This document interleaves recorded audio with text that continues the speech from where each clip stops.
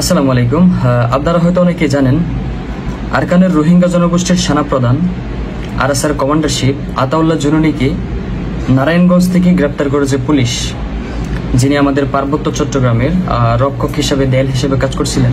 যখন আমাদের পার্বত্য চট্টগ্রামের ক্ষুদ্র নৃগোষ্ঠীর সাথে বাংলাদেশের একটা খারাপ সম্পর্ক সৃষ্টি হয়েছিল, একটা সমস্যার সৃষ্টি হয়েছিল, তখন আতাউল্লাহ জুনুনি তিনি পার্বত্য চট্টগ্রামের দেয়াল হিসেবে রক্ষক হিসেবে কাজ করছিলেন।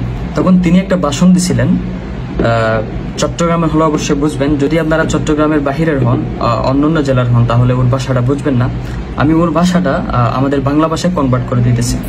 মগকল ভাষা কমকল বাংলাদেশের কিছু কখন জায়গা লইরে আর কানুন মিলাই দিবা নাকি গভর্নমেন্ট বানাইতে তোর দেশ বানাইতে তোর বানাইতে নদিম বাংলাদেশের জায়গাটা কোনোদিন তোর হাসিল করতে নদিম হেঁটে যাই আর বাংলার ডিফেন্স করিম বাংলা তো হতে আর তোর লড়াই করিম মনে রেখো বাংলাদেশের জমিন মারিয়ে তোর আর নিয়ে আসলে নদিম বাংলাদেশের পাবলিকে আর বেশি মেহরবানি করছে আর কমরে বেশি মেহরবানি করছে ইনারা না হরাই অথবা তোরা হুঁশিয়ার যাবই যে দূর মাঝে তোমরা স্টপ হয়ে যাবই, নইলে তোমার হাসার নাশে করে ফেলাইম।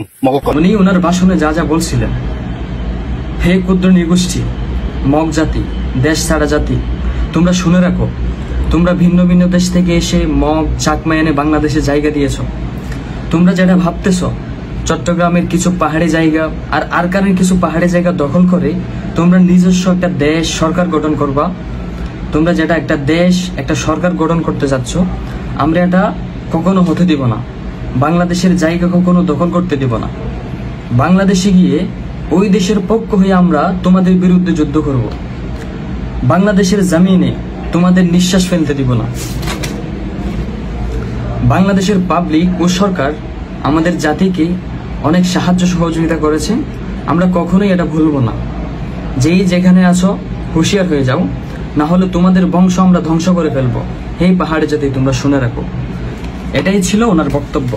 তো উনি ওনার বক্তব্যতে বলতে চাইছিলেন, যারা বাংলাদেশে পাহাড়ে ক্ষুদ্র নৃগোষ্ঠী আছে, যারা নাকি চাচ্ছে চট্টগ্রামের কিছু অংশ আর মায়ানমারের কিছু অংশ নিয়ে তারা একটা দেশ গঠন করবে, তারা একটা জাতি গঠন করবে, তারা একটা সরকার গঠন করবে, এটা কখনো হতে দিবে না। তো ওনার বক্তব্যতে বোঝা যায় উনি বাংলাদেশের জন্য অনেক টান ছিল ওনার। তো গ্রেপ্তার করাটা আমি মনে করি দেশের আইন অনুযায়ী গ্রেপ্তার করেছে, তবে আমার মনে হয় আতাউল্লাহ জুনুনিকে ছেড়ে দেওয়া উচিত।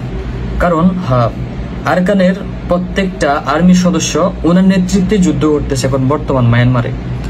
ওনারা যদি বন্দী করে রাখা হয়, মায়ানমারের জান্তা বাহিনীর সাথে যেটা রোহিঙ্গাদের একটা যুদ্ধ চলতেছে, ওটা যুদ্ধটা বন্ধ হয়ে যেতে পারে। ওরা সবসময় চাচ্ছে ওদের দেশটাকে ওরা নিজেরা স্বাধীন করতে, ওদের দেশে গিয়ে ওরা বসবাস করতে। তো বর্তমান মায়ানমারে ওরা যুদ্ধ চালাচ্ছে বর্তমান। সো আমি বাংলাদেশ সরকারকে রিকোয়েস্ট করব যে ওনারা মনে হয় ছেড়ে দেওয়া উচিত। কারণ প্রত্যেকটা রোহিঙ্গা মানুষ, কন্টেন্ট ক্রিয়েটর, সবাই ওনার মুক্তি চায়, জনসাধারণ সবাই ওনার মুক্তি চায়। কারণ উনি দেশের জন্য, ওনার দেশ স্বাধীন করার জন্য যুদ্ধ করতেছে। সো আমি বাংলাদেশ সরকারকে রিকোয়েস্ট করব যে ওনার একটু মুক্তির ব্যবস্থা করলে ভালো হয়। আসসালামু আলাইকুম।